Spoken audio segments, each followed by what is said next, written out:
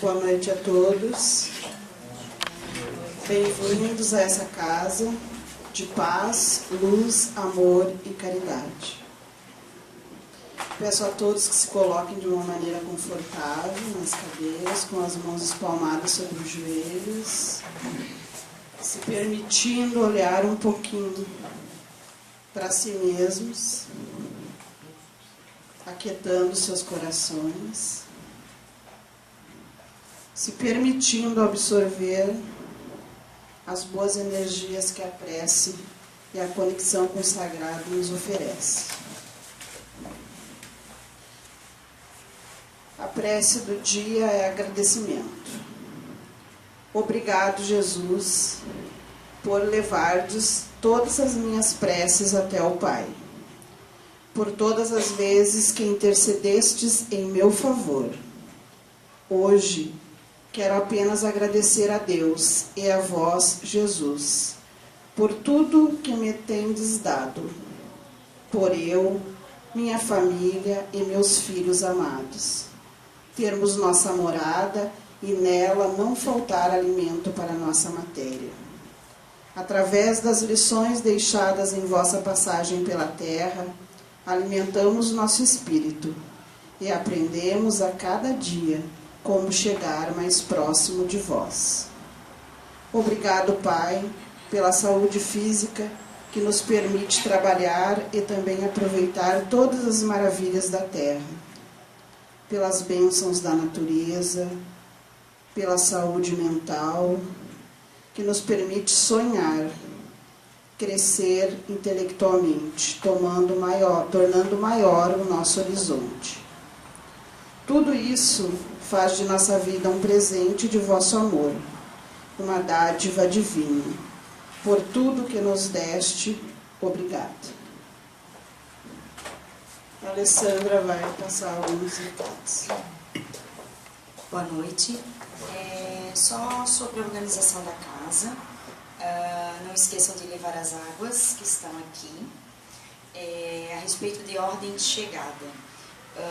A gente dá preferência para idosos, pais e mães com crianças pequenas, grávidas, e não necessariamente que todos que chegaram juntos a gente consegue atender na sequência. Então a gente não está passando ninguém na frente de ninguém. Que aqui também é um hospital, então se chega alguém precisando de ajuda de emergência, a gente é obrigada a atendê-los na frente, e pessoas que já estavam agendadas, enfim. Mas todos serão atendidos, a gente pede que vocês tenham paciência para aguardar, que todo mundo vai ser atendido, tá bom? É só isso. Boa noite, pessoal. Sejam todos bem-vindos aqui no Centro de Fátima. Nós agradecemos a oportunidade hoje de estar aqui, de conversar um pouco com vocês. Hoje nós vamos falar sobre os apóstolos e a relação deles com Jesus, como é que isso aconteceu. E antes da gente falar dos apóstolos, então vem alguns questionamentos. Será que Jesus precisava de auxiliares? Acredito que não, Mas então, assim, qual o ensinamento que ele nos dá em convidar 12 pessoas para ajudarem ele na tarefa de evangelizar? Qual seria o propósito disso? A gente, voltando a 20 séculos atrás, a gente vê que Jesus já nos ensinava a não termos o individualismo, a trabalharmos em equipe. E hoje, 20 séculos se passaram e nós ainda continuamos sendo individualistas. Queremos fazer tudo sozinho, nós sabemos de tudo, não precisamos da ajuda de ninguém, nós somos autossuficientes. E nunca se falou tanto em trabalho em equipe. E Jesus, naquela época, já pensava nisso, em formar uma equipe. E outra coisa que chama a atenção, quem Jesus foi convidar para ser apóstolo? Ele foi lá numa universidade, ele foi lá como se diz, lá no Senado, Convidar os doutores da lei para serem os apóstolos? Não, né? Ele convidou pessoas simples. Isso para nos mostrar o quê? Que às vezes a pessoa é convidada a uma determinada tarefa e a pessoa fala assim: eu não estou preparado, eu não tenho condições. Jesus veio justamente para mostrar isso. Ele convidou pessoas simples, pessoas que não tinham muita informação, muito estudo, para serem os apóstolos dele. Mas assim, que critérios, a gente estudando um pouco, Jesus usou para convidar essas pessoas? Provavelmente o coração puro, o pensamento puro, mas acima de tudo, a força de vontade. Porque não adianta, e hoje, até hoje continua assim, né? Não adianta você ter muita informação, você ser uma pessoa esclarecida e você não ter força de vontade. Você não querer fazer as coisas. E Jesus enxergou naqueles 12 homens pessoas de pensamento puro, coração puro e pessoas com força de vontade, com atitude. Então ele pensou: esses 12 eu vou convidar para fazer parte da minha equipe. Então saiu lá no Mar da Galileia, convidou primeiro Pedro e André, o irmão de Pedro, André, né? Na verdade, na Bíblia lá fala Simão Pedro, né? Mais conhecido como Pedro. Depois convidou Tiago de Zebedeu, porque tem 2 Tiagos entre os apóstolos, e o irmão dele, João. E João tinha apenas 14 anos. Então isso nos mostra também o quê, né? Pedro já era um homem casado, e João, um jovem, um adolescente. Isso nos mostra o quê? Não existia um preconceito: você é de menor, você não pode fazer parte da equipe. Né? Hoje em dia a gente tem as leis que menor de 16 anos não pode trabalhar.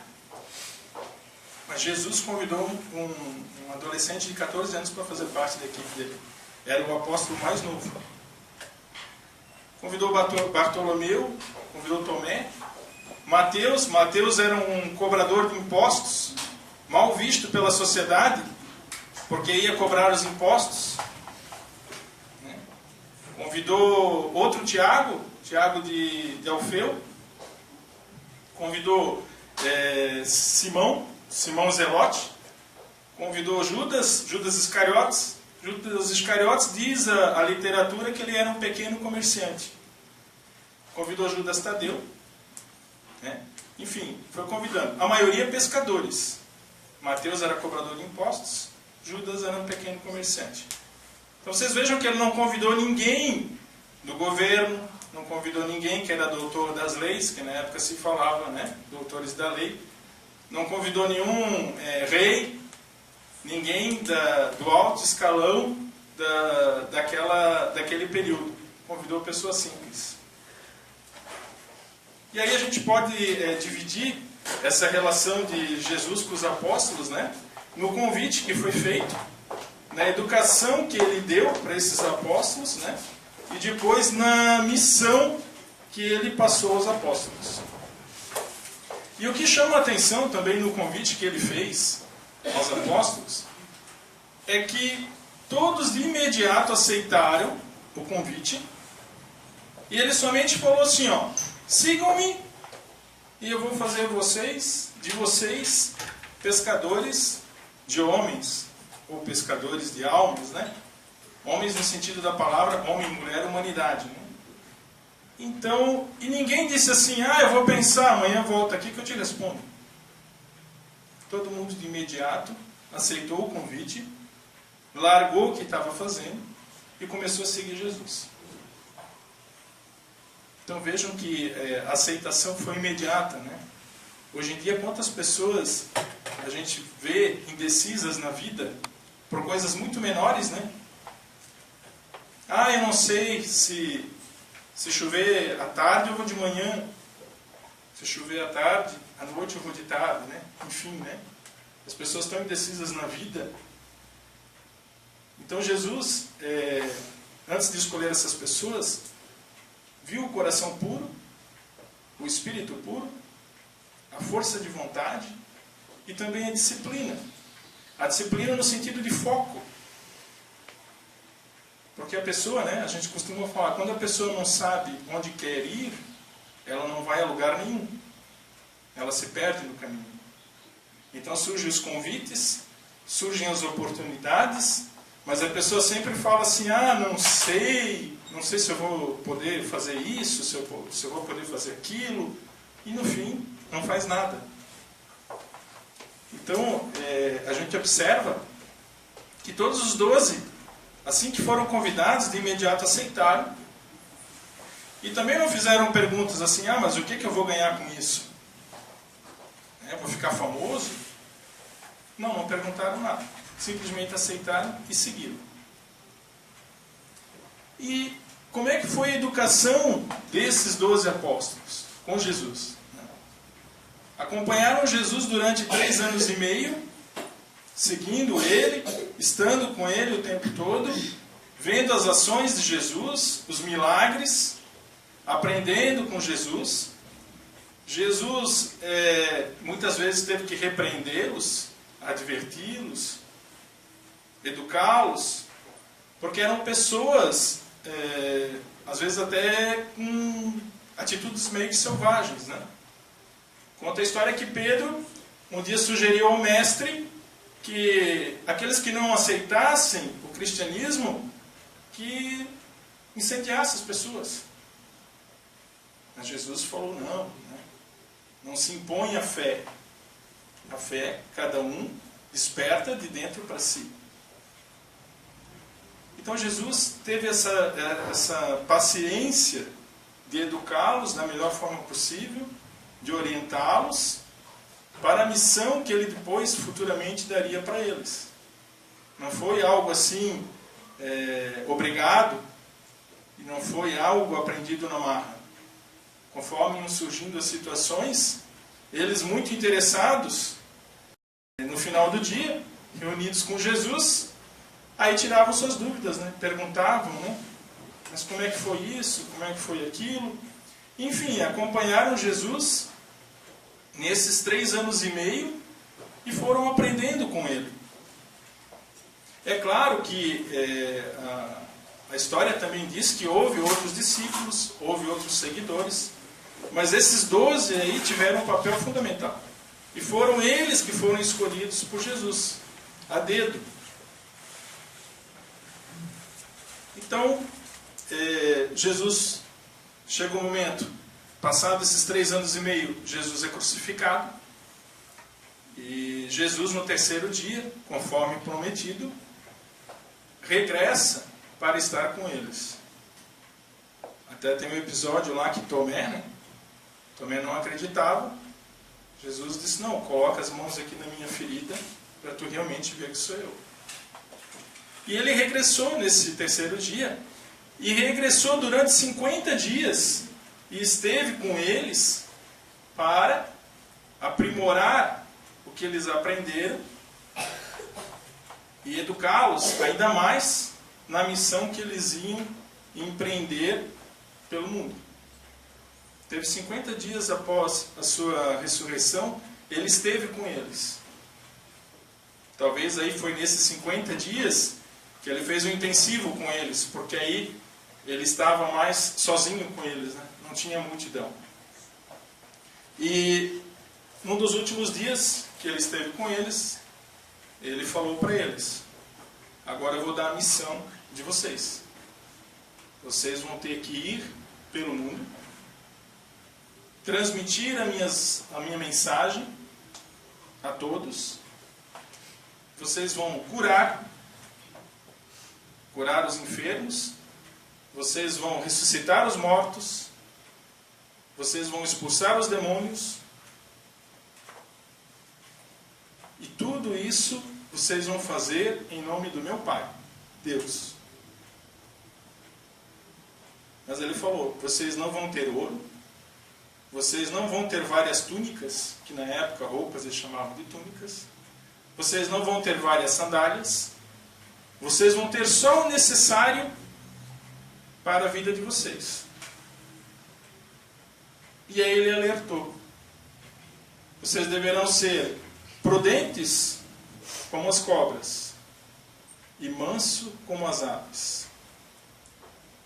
E deverão ter muito cuidado com os homens, porque os homens irão perseguir vocês, irão açoitá-los, irão crucificá-los por minha causa.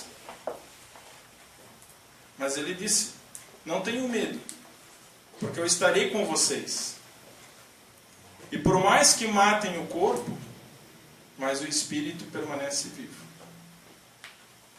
Dito isso, nos últimos dias que esteve com eles, eles saíram pelo mundo pregando o Evangelho. É claro que, como Jesus havia falado, teve situações que foram açoitados em praça pública, foram presos, ficavam presos, eram libertos, aí iam lá, tentavam novamente pregar o Evangelho, curar as pessoas, eram presos novamente, eram açoitados. Aí até que iam para lugares mais distantes, chegaram a montar, e a história fala que seria a primeira igreja, chamada a Casa do Caminho, porque viram que em praça pública sempre eram alvos de prisões ou açoitamento. Então montaram a igreja chamada a Casa do Caminho. E era um lugar, segundo a história, um lugar muito simples, onde eles atendiam as pessoas, falavam do Evangelho, curavam as pessoas que ali estavam. Apareciam pessoas com problemas físicos e com problemas espirituais, e problemas de todo tipo. E eles ali pregavam o Evangelho e curavam essas pessoas. Não demorou muito para o Império Romano fechar a porta dessa Casa do Caminho. Enfim, foram saindo pelo mundo, se dispersaram, foram para a Grécia, vários lugares, né? E onde chegaram, montaram nas comunidades, montaram igrejas, chamadas igrejas, né? Lugares onde eles pudessem atender a comunidade. Viveram aí 30 anos, 40 anos, só que sempre foram perseguidos. Sempre foram crucificados. Conta a história que Pedro foi crucificado numa cruz, mas Pedro pediu que fosse crucificado na cruz de cabeça para baixo, porque não se achava digno de ser crucificado como Jesus. E assim foi feito. André, seu irmão, também foi crucificado, mas também não queria ser crucificado da mesma forma como Jesus foi. E aí pediu que fosse feita uma cruz em formato de X. Foi pregado nessa cruz em formato de X, ficou 2 dias ali pregado nessa cruz até que desencarnasse, e nesses 2 dias ficou falando do Evangelho para as pessoas que ali estavam, até desencarnar. Tiago foi apedrejado até a morte. Bartolomeu, que estava na Síria, pegaram Bartolomeu, arrancaram a pele dele. Mas mesmo assim, ele não desencarnando, aí o decapitaram. Mateus foi apedrejado, foi decapitado e foi queimado. Viam? Esses fatos a gente chama a atenção porque essas perseguições, como Mateus, né, apedrejaram, decapitaram. E talvez achavam assim, não, ele vai ainda ressuscitar. Vamos queimá-lo. Como se fazia antigamente com os bruxos e as bruxas. O Filipe foi enforcado.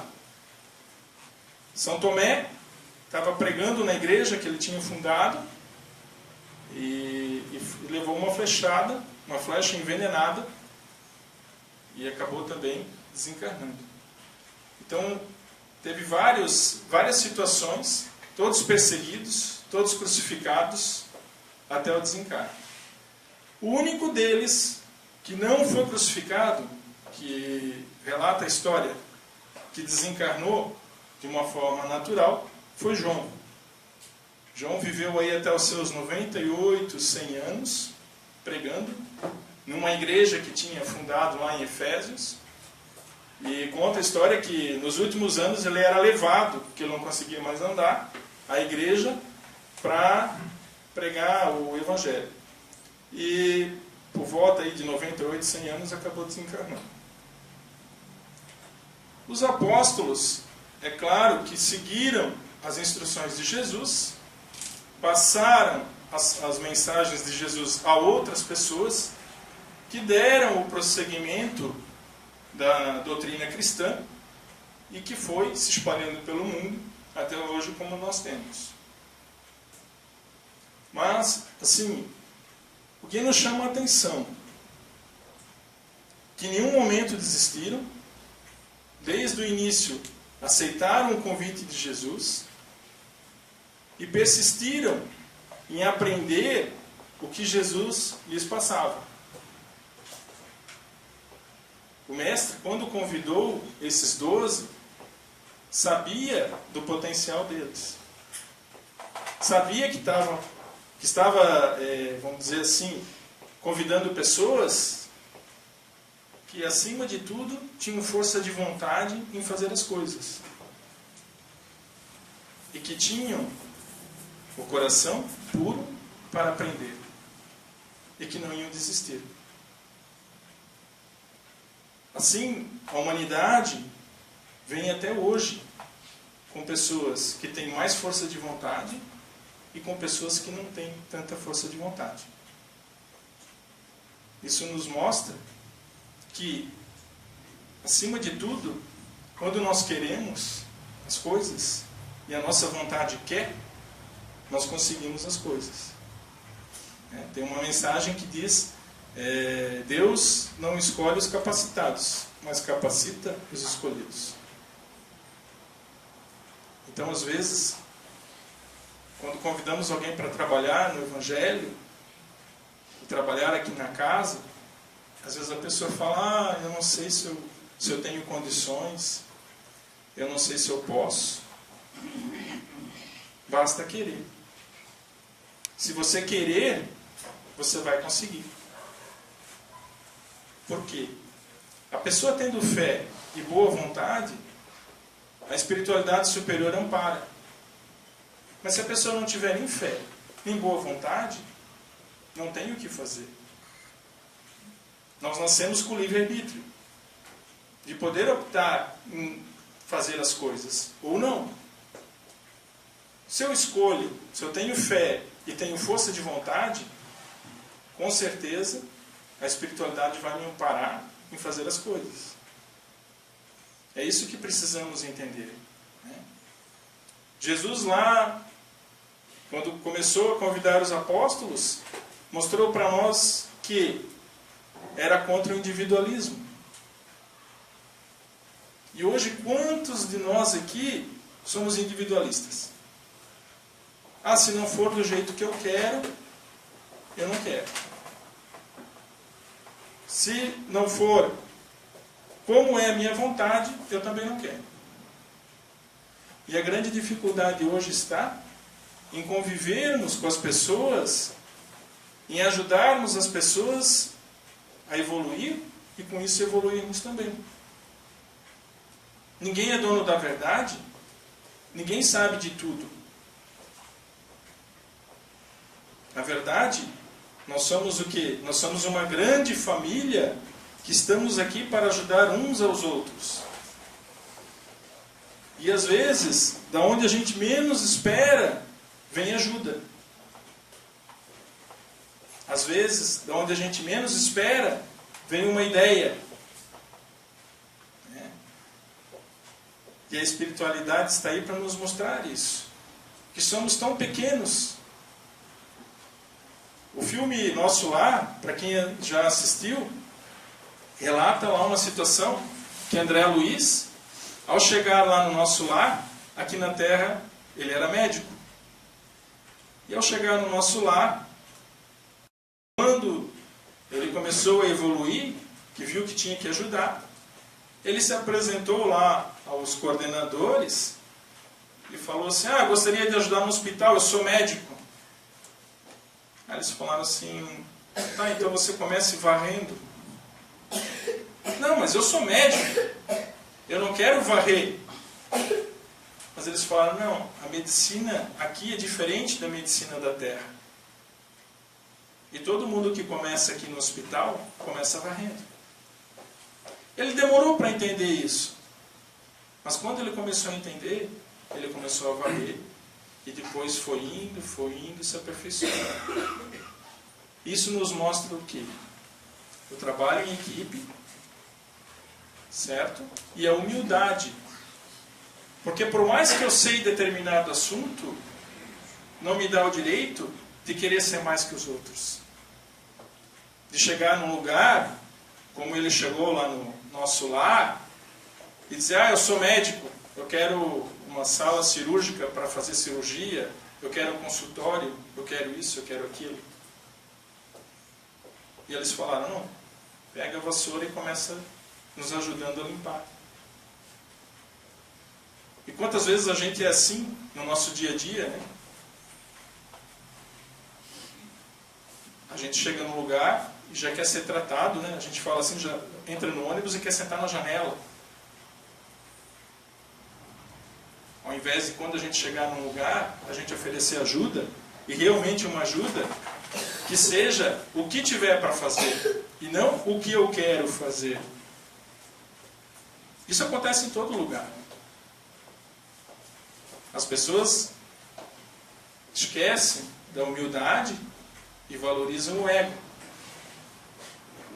E aí, depois reclamam, né?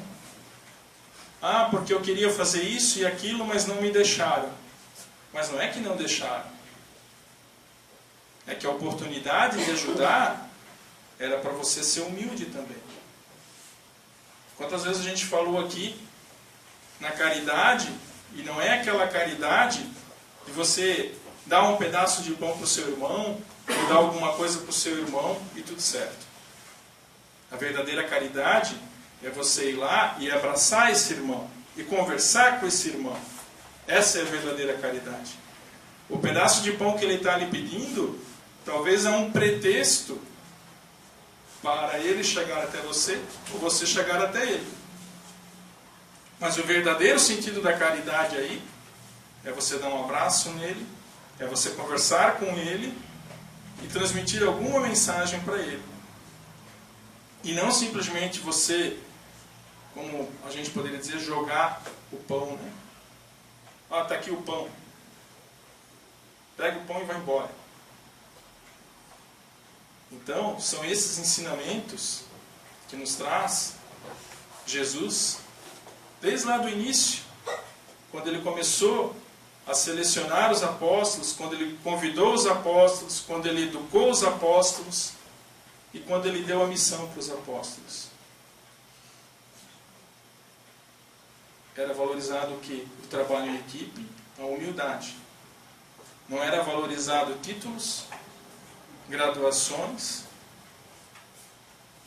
Era valorizado a vontade de servir. E é assim que acontece conosco hoje. Se eu tenho vontade de servir, de fazer alguma coisa, eu vou ajudar o meu próximo. Mas se eu não tiver vontade, nada vai ajudar. Não adianta eu ter dinheiro para poder ajudar, não adianta eu ter algo para poder dar, mas se eu não tiver humildade no meu gesto, e realmente querer abraçar essa pessoa e querer passar uma mensagem, eu não vou estar fazendo caridade. Então a mensagem dos apóstolos é o que? Nós hoje somos convidados a ajudar também. Mas quantas pessoas falam assim: o dia que eu me aposentar eu vou ajudar. O dia que eu terminar o meu estudo eu vou ajudar. O dia que eu acontecer isso eu vou ajudar. Mas não existe esse tempo que a gente fala, é só na nossa cabeça. porque o tempo é agora. O convite é feito agora. Quando Jesus convidou os apóstolos, por mais que a maioria fosse pescadores, nenhum deles falou assim, deixa eu pensar, volta aqui amanhã que eu vou dar uma resposta, ou volta aqui semana que vem, porque eu tenho que ver, eu vou deixar o meu barco aqui. Não.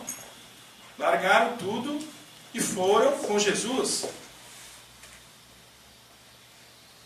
Então é isso que nós temos que analisar na nossa vida. O que é mais importante? A minha fé, a minha força de vontade, ou os meus títulos, os meus bens materiais? O que é mais importante? A nossa humildade, com certeza, tem um ditado que diz, né? A humildade é o último degrau da sabedoria. E a nossa fé, com certeza. E a nossa fé, quando a gente realmente precisa, e quando a gente tem boa vontade, as coisas acontecem. Não adianta eu vir aqui no centro e não ter fé. Porque nós aqui somos instrumentos para poder ajudá-los. Mas se vocês não tiverem fé, e não acreditar, e não tiverem boa vontade, o nosso trabalho será em vão. Porque cada um de nós foi dado o livre-arbítrio. Eu não posso, como Pedro queria fazer lá, que sugeriu a Jesus, vamos queimar quem não acreditar. Eu não posso impor a fé a ninguém. A fé é uma coisa que cada um tem dentro de si, é uma porta que se abre por dentro, né? Como a gente fala. E se você não tiver fé, não adianta. Não vai adiantar o nosso esforço aqui dos médiuns em querer ajudá-lo. Vai depender de você. Pelo menos 50% vai depender de você. Então, às vezes, a pessoa vem ao centro, recebe ajuda, mas não tem fé ou não acredita. Aí sai daqui, sai até bem. Mas chega lá fora, no dia seguinte, volta a acontecer tudo como acontecia. E aí fala assim, não adiantou nada eu ir lá. Eu vou procurar outro lugar para ir. Mas, na verdade, o que ela está procurando está dentro dela. É a fé que ela tem. Não vai ser eu, não vai ser ninguém, e não vai ser outra casa também que vai ajudar. Tem que começar por ela. Ela tem que acreditar. Jesus falava, né, quando curava as pessoas, Jesus falava, a tua fé te curou. E é dessa forma que acontece. Nós temos o livre-arbítrio. E aí são duas palavras, né? Ou eu acredito, ou eu não acredito. Se eu acreditar e tiver fé, as coisas vão acontecer. Se eu não acreditar e não tiver fé, nada vai acontecer. Eu posso ir em vários lugares, posso vir aqui, posso ir em outros centros. E aí a pessoa às vezes vai dizer assim, eu não achei nenhum centro ainda que resolva o meu problema. Mas na verdade não é isso. Na verdade é você que não quer resolver a sua situação. É como você ir no médico, você tem uma doença, e o médico dá o remédio para você ficar melhor ali naquele instante, e o médico fala assim, você tem que fazer um tratamento. Você não pode mais comer determinados alimentos, você tem que fazer exercícios, você tem que fazer isso, você tem que fazer aquilo. E aí a pessoa fala assim, mas é preciso fazer isso? Ele falou, porque senão você vai sempre ficar dependente do remédio e você vai acabar a doença ficando mais grave ainda e piorando o teu quadro. Então a pessoa prefere tomar o remédio quando precisa, mas não quer fazer o tratamento. É a mesma coisa aqui no centro. A pessoa vem aqui, é atendida, vai embora, mas não quer fazer o tratamento. Aí quando fica ruim, novamente volta. Aí recebe o remédio, vamos dizer assim, vai embora e espera ficar ruim de novo para voltar. Mas não quer fazer o tratamento de melhorar, de ter fé, de acreditar, de melhorar como pessoa, de perdoar. Porque se nós não tivermos fé e não tivermos o perdão, também nada vai nos acontecer. Então são essas situações que lá atrás Jesus já falava. Da fé, da força de vontade, da humildade, coração puro, espírito puro. É fácil? Chico Xavier já dizia, é simples, mas não é fácil. Mas é uma batalha de cada um. É um desenvolvimento de cada um. Não compete a nós julgarmos as pessoas. Compete a nós ajudarmos as pessoas a evoluir. Jesus, na educação dos apóstolos, em nenhum momento criticou a falta de conhecimento ou a falta de relações humanas que eles tinham.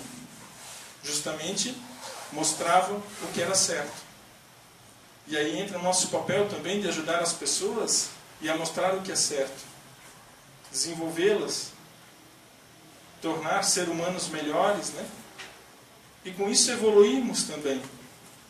Aprendemos com os erros dos outros, para que também não precisamos passar por esses erros para aprender. Então nós estamos todos aqui para evoluir. E o perdão passa por isso. Eu entender que as pessoas estão em evolução e eu também estou em evolução. E que a fé depende de cada um de nós. Alguém tem alguma pergunta? Não? Então tá. Obrigado, gente. Assim, o quanto é importante a gente refletir, né? Porque a gente muito fala, né? O quanto os apóstolos fizeram, curaram. E eu estava em Blumenau junto com o Luiz e estava refletindo sobre isso, né? A gente fala muito nos milagres, na missão que os apóstolos fizeram. Eu disse assim, Luísio, e o que eles sofreram? Ninguém toca no assunto, quase. Todo mundo foca em Jesus. Mas eu acredito que cada um deles também sofreu a mesma parte que Jesus sofreu, de maneiras mais diferentes. A gente não pode dizer que sofreu mais ou menos, né? Afirmar algo que a gente não estava lá junto. Mas nas buscas, nos estudos, eu acredito que andou ali perto. Não foi, talvez, com tanta intensidade. A história nos narra alguns fatos, né? Mas o que eu quero alcançar é o seguinte, que muitas vezes a gente vem para uma casa espírita e diz, mas eu sofro tanto com meu cunhado, eu sofro tanto com meu pai, eu sofro tanto com a minha mãe, eu busco meu negócio e não dá certo. Jesus veio já sabendo qual é a missão dele, né? E os apóstolos? Se Jesus a gente tem no coração da gente, na mente da gente, né? Que Jesus já vinha para ser crucificado, ele sabia de tudo. Será que isso não é a gente jogando na nossa mente conformismo? Porque ele já veio para aquilo, para ser crucificado. E os apóstolos vieram também para sofrer? Para ser queimado, ser... Eu acho o seguinte, dentro do estudo que a gente faz na casa, e junto com o Luísio, eu aconselhei o Luísio nesse tema, porque cada um de nós somos como os apóstolos. Sobrepondo as imagens de uma maneira total, cada um é um apóstolo. Na visão do sofrimento. Na visão de várias encarnações, tentamos nos melhorar. Na intenção de resgate com a família. Porque a gente vive, mas meu Deus, a minha saúde é assim, o meu parente é assado, né? Quantos ri de mim, quantos me caçou por trás? Então eu vejo que muitos de nós temos muita coisa dos apóstolos. Cada um tem um pouquinho. De repente a mãe tem, eu vejo que a mãe, vejo, mas nós levamos isso conosco. Eu trabalho e nada colho. Hoje em dia a gente pode falar em praça pública, pode falar na esquina, pode falar no centro. Nós não somos atropelados por ninguém. Se hoje nós fizéssemos isso aqui que nós fizemos, um centro estabelecido com cura, eu já tinha botado fogo em meia dúzia de dentro. Já tinha havido soldado, prendido, arrastado até na delegacia. E hoje a gente pode fazer. A gente pode estabelecer esse contato, falar livremente aquilo que eu penso, aquilo que eu estudo. Antes do encerramento, me veio uma passagem muito forte para trazer para vocês. Domingo eu estava de plantão na ambulância. E, como de praxe, eu pego o plantão, cumprimento os funcionários do posto 24 horas, quem é que de Tijucas conhece. E tem uma moça, toda a vida quando eu chego ali, Luiz, e ela assim, faz aquela imposição de mão em mim, que o meu dia flui, que é uma beleza. Sempre eu faço, mas no lugar da vacina, um lugar mais retirado lá atrás, eu digo para ela pensar, coloca teus pensamentos no lugar que tu mais gosta, se gosta na beira da praia, lá no teu quarto, né? Esse domingo agora. E aí, naquele momento que eu estava passando para ir para o ponto, ela já me cercou já na entrada. Ela não esperou nem eu passar. Ela disse, eu estou precisando das tuas mãos. Ela disse, aí eu até ri, aquele sorrisinho pequenininho, tá na boca. Eu lembrei comigo, né? Minha não, né? Minha não, eu só estou me emprestando. Mas não falei nada para ela. Mas vai que o médico lá de dentro escutou. E ele já estava saindo. E ele indagou ela para ela. Estás precisando das mãos dele para quê? Eu sou o médico. Aí ela disse, tu não conheces o trabalho dele. Naquele momento eu fiquei meio sem chão, como agir, né? Permaneci calado. E os dois continuam o diálogo. Eu não preciso conhecer as mãos dele, nem o trabalho dele, porque eu tenho um diploma. Ele falou. Aí ele olhou para mim de cima e baixo, fez um raio-x e disse, eu sei como repor o teu cabelo. Pegas um determinado valor, vai numa pessoa e eles vão injetar um soro, vai inchar e tu vais fazer implante, igual eu fiz. E ele começou a falar tudo aquilo que ele tinha feito nele. E ele disse, eu já tive um tumor. E eu já tive outro tumor. E os médicos foram me cortando. E eu quieto. E eu consegui me recuperar de tudo. E a moça ainda permanecendo calada, escutando ele. E ele meio que não desabafa. Porque eu observei que ele escutou com tanta fé o que ela falou, que aquilo borbulhava dentro dele. E eu disse, mas não parece, né, doutor? O senhor parece representar 20 anos mais novo que você tem a sua idade, né? 20 anos mais novo. Ele disse, é plástica. Eu já fiz de tudo. E eu estou com a leve impressão que está me voltando outro tumor. Aí ele desabafou na frente dela um pouco. Eu já tive muito rico e muito pobre. A minha mulher disse, o que é que nós vamos fazer da nossa vida? Porque todo o dinheiro eu gastei eles me cortando. Aí ele fez ameaço, levantar a camisa, eu disse, não precisa levantar. Aí ela indagou ele. Ele tem um centro espírita, ele trabalha num centro. Aí ele parou, deu um passo para trás, olhou de cima e embaixo em mim. E ele disse, até hoje eu não tenho certeza se foi algum centro que me curou. Eu fui em vários. Mas durante algum tempo eu fiquei melhor e agora parece que as coisas estão voltando. Aí começou a me indagar sobre o nosso trabalho, o que faria, e nisso já tinha alguns pacientes ali aguardando. Eu pedi para que ele elegisse a sala dele, que eu conversaria num lugar mais adequado, mais reservado. E como precisasse de uma autorização daquela profissional que tinha de estar às tuas mãos, né?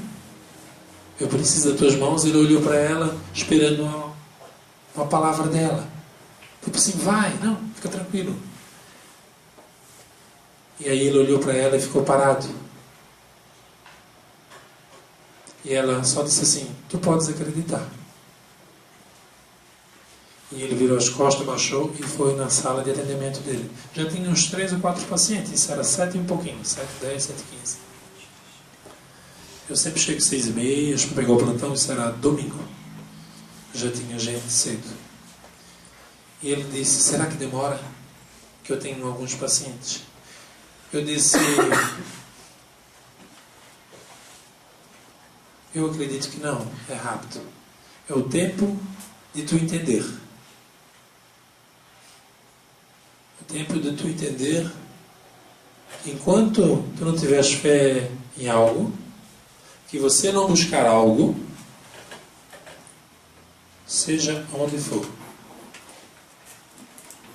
vai continuar vindo nódulos, vai continuar vindo câncer, vai continuar sendo cortado. Eu disse para ele. Isso demora para você entender? Eu perguntei para ele. Ele baixou a cabeça. Mas o que tu faz lá? Eu disse, eu não faço nada. Eu tiro o meu tempo e me dou. Quem faz é a espiritualidade. Nisso eu pedi licença para fechar a porta. Expliquei alguma coisa do nosso trabalho da casa. Pedi que ele fizesse deslocasse o pensamento dele com tranquilidade para algum lugar. Ele disse, isso tu vais fazer um passe? Ah, eu já vi muito. Ele não disse, ele fez muito. Me parece que ele ia nas casas, mas não tinha fé. E eu disse novamente, enquanto tu não tiver fé,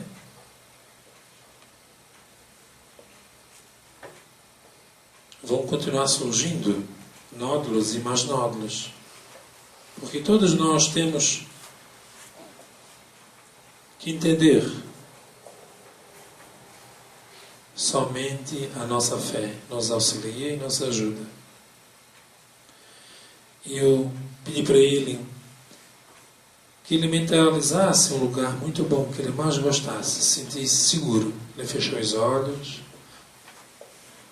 e observei que ele aguentava um choro muito forte, porque ele tinha pesquisado tudo e uma vez tinha já perdido tudo, e ele comeu já com aquele medo de ficar sem emprego, sem saúde, numa cama. Eu disse, tu vais ficar doente de novo.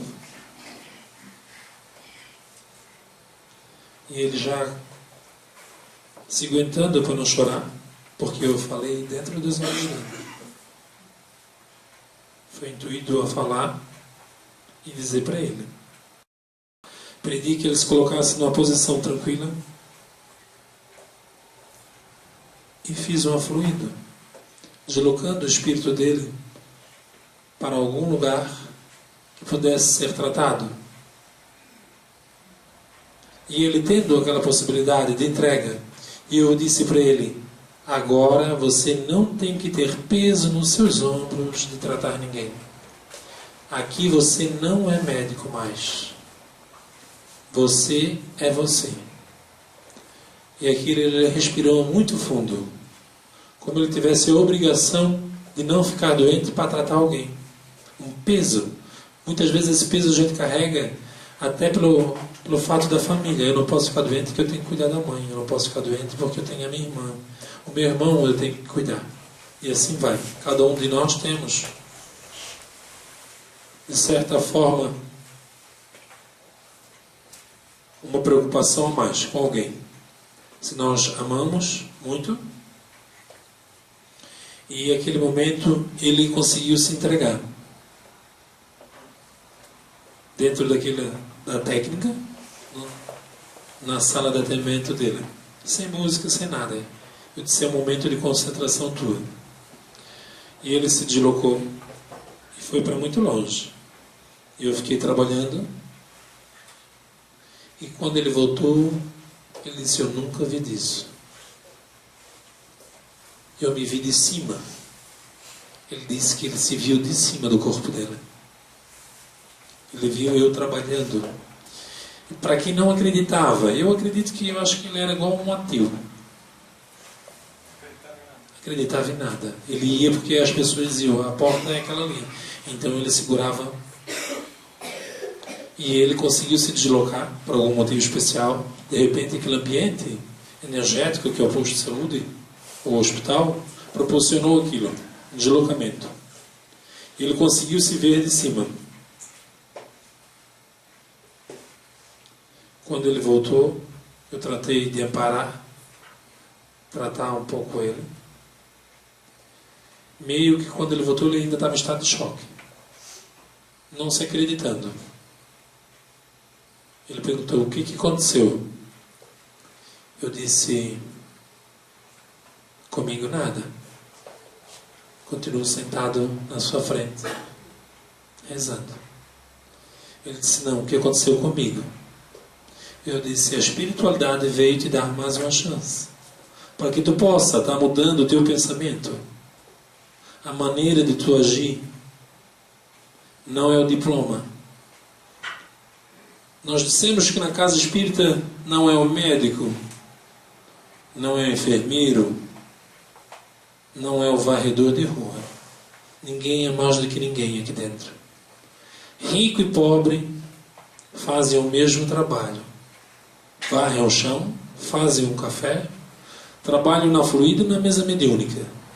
Todos somos iguais. Eu disse para ele, eu não sou mais nem menos que ninguém. Simplesmente eu estudo a doutrina espírita. E eu cobro de quem trabalha comigo que estude, para não falar abobrinha. Eu vi aquilo lá. Eu vi, não, senhor.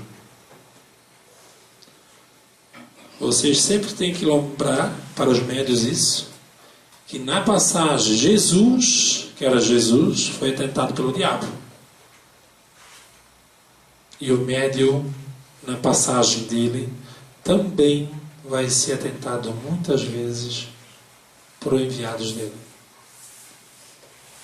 Muito mais do que as pessoas que vêm se tratar aqui. Os médios são alvos, por isso que precisa tratar. Toda a vida está rezando, tratando, estudando. Vamos encerrar, né?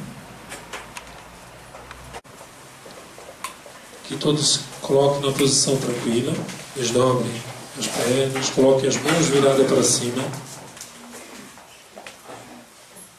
fechem os olhos, se coloquem mentalmente numa posição tranquila.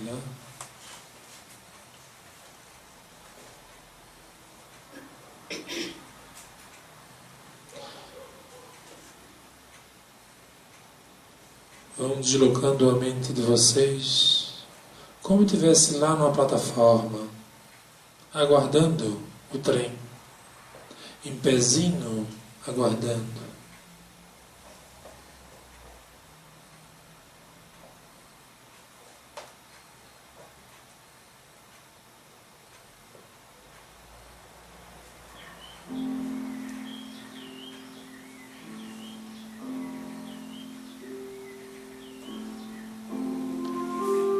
Vamos silenciando a nossa mente, ouvindo a nossa respiração.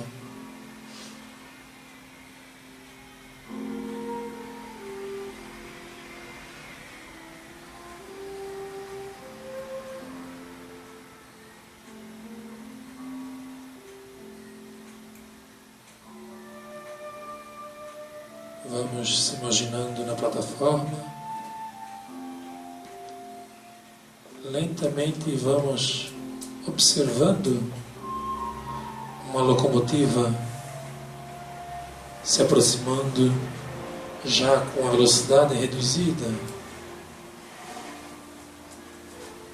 manobrando sobre os trilhos bem devagar.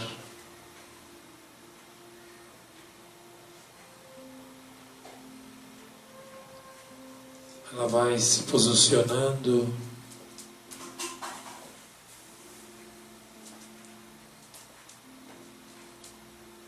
e bem à sua frente estaciona o seu vagão. As portas vão se abrindo à sua frente e mentalmente você vai entrando.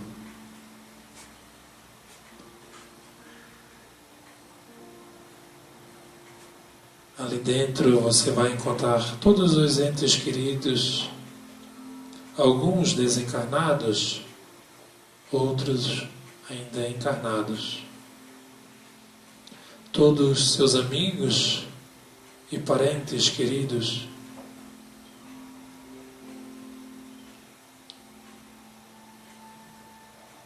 Vamos imaginando eles com saúde. Vamos abraçando, conversando. Se entregue a este momento.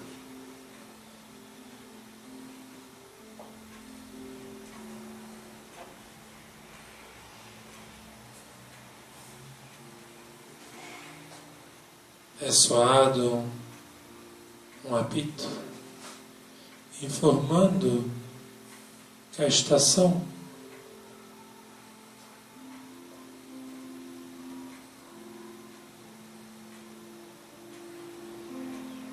lentamente as portas se fecham.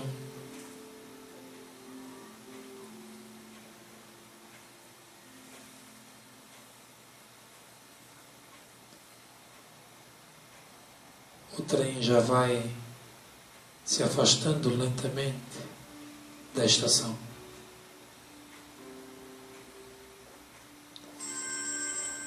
Você vai sentando no lado direito, na janela, e vai avistando mentalmente todos os seus entes queridos, sorridentes, abraçando, rindo. Da onde você está sentado, você consegue avistar lá na frente a locomotiva, a Maria Fumaça, onde ela vai saindo a fumaça bem branquinha. Esta fumaça ela vai subindo,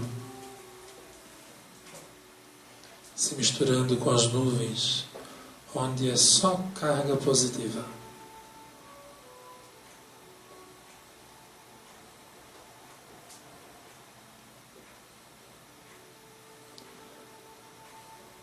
Você vai pegar uma nuvenzinha dessa e vai levar lá na sua casa mentalmente. E vai passar todos os cômodos. Essa nuvem é só carga positiva. Imaginamos entrando pela porta da frente da casa. Passando na sala de visita. Aquele nevoeirozinho limpando as energias. Vamos conduzindo a energia positiva. E a nuvem agora levamos na cozinha, na lavanderia, e ela circulando dentro da sua casa.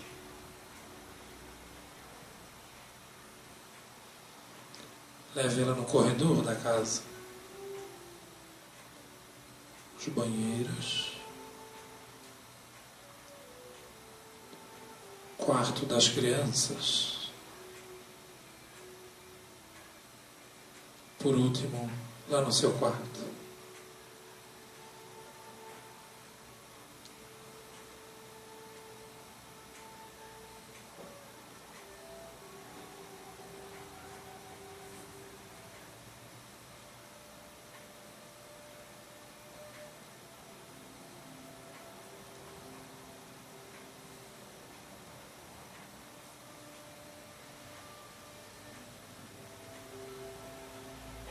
Se você for lembrar de algum ente querido, pode levar a nuvem lá na casa dele, que você conhece.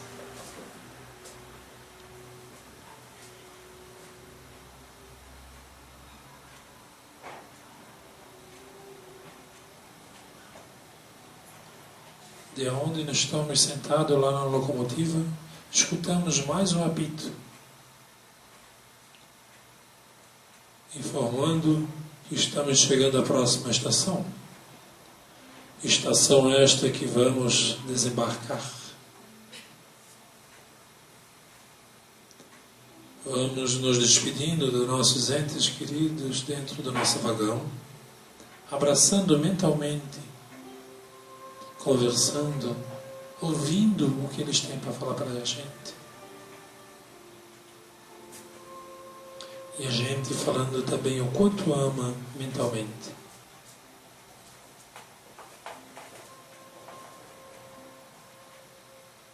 Sentado onde a gente está na locomotiva, sentimos o trem reduzir a velocidade, como fosse um sacão.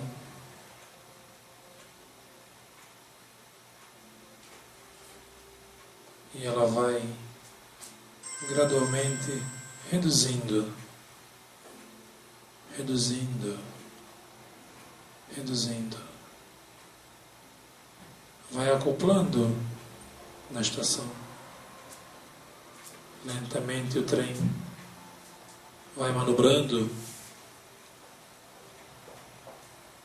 Nós vamos nos despedindo.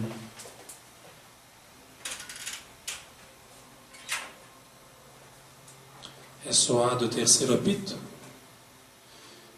informando que as portas do nosso vagão estão se abrindo e nós vamos sair lentamente e vamos voltando para o centro.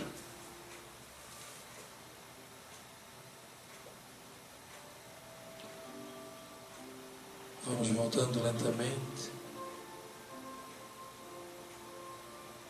com tranquilidade. Vamos abrindo os olhos, se sentindo mais leves, relaxados.